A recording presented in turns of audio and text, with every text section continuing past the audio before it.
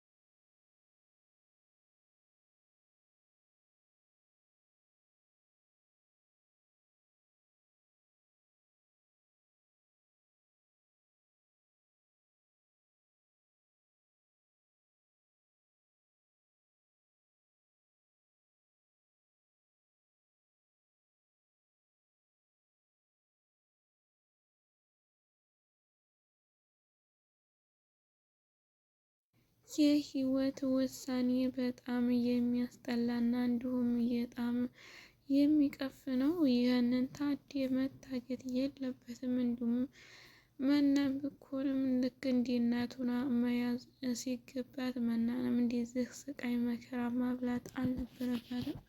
ህይወት ግን ያሳየችው የጭካኔና እንዲሁም ከቤት ውስጥ ምን አይነት እንደምትፈልግ በግልጽ አውቃበታለች።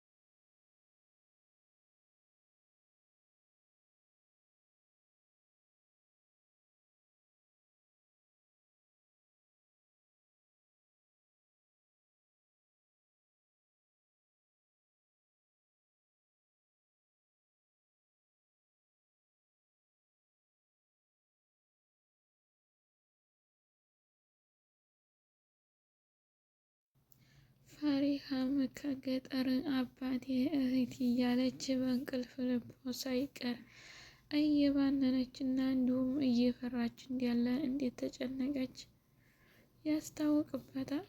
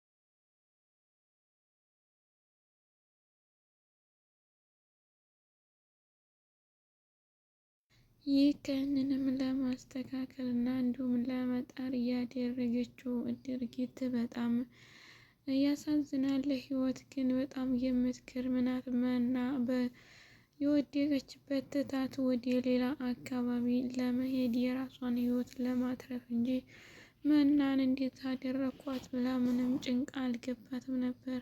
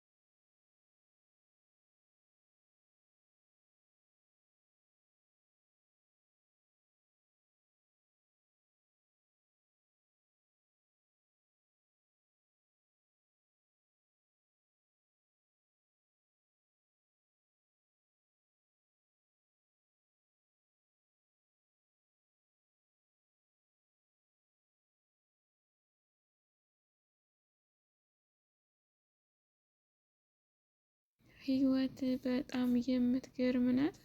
እናት እንዲህ ካልሆነ ምን ያደርጋል የሚያስብልበት አካባቢ ደርሳለች። በጣም የምትገርምና የምታናድድ የሆነችው እንዲሁም የራሷን ሰብስባ ከቤት ወጥታ ለመሄድ እንዲሆነች ብላ እንኳን ለመናገር ሳትሞክር ይህን አይነት እንቅስቃሴ በማድረጓ የእናትነትን ጥግ አላገኘችም።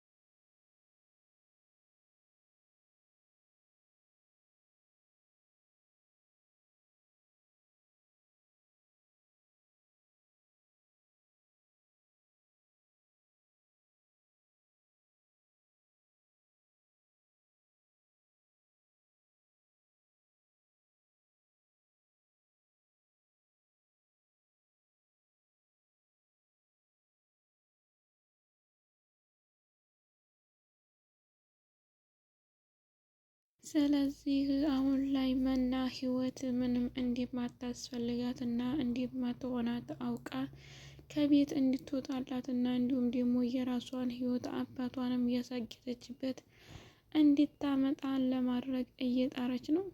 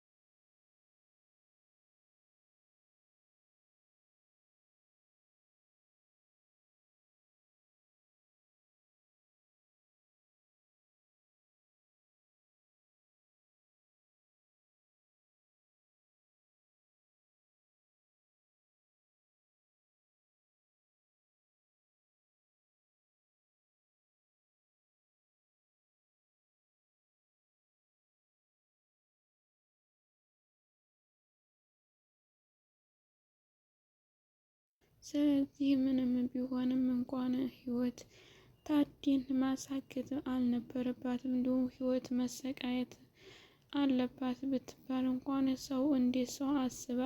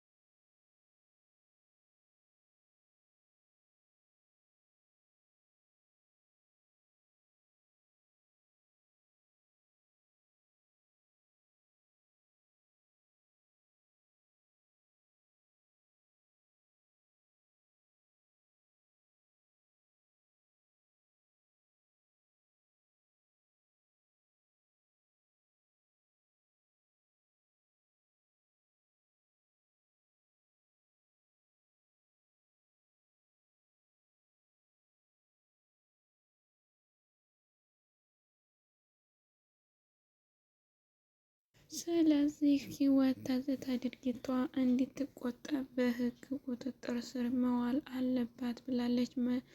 መና እኛም እንደሷው ትክክል መያዝ አለባት። ይህን ያህል ወንጀል መፈጸም የለባትም ነው የምንለው። ውድ ቤተሰቦቼ አብራችሁ ስለቆያችሁ እና ስላዳመጣችሁኝ እንዲሁም ወዲያችሁ ቤተሰብ ለሆናችሁ እና ለምታበረታቱኝ ከልብ አመሰግናለሁ። በድጋሚ በሌላ ቪዲዮ እስከምንገናኝ መልካም ጊዜ እያልኩ እለያችኋለሁ። አሰላሙ አሌይኩም ወራህመቱላህ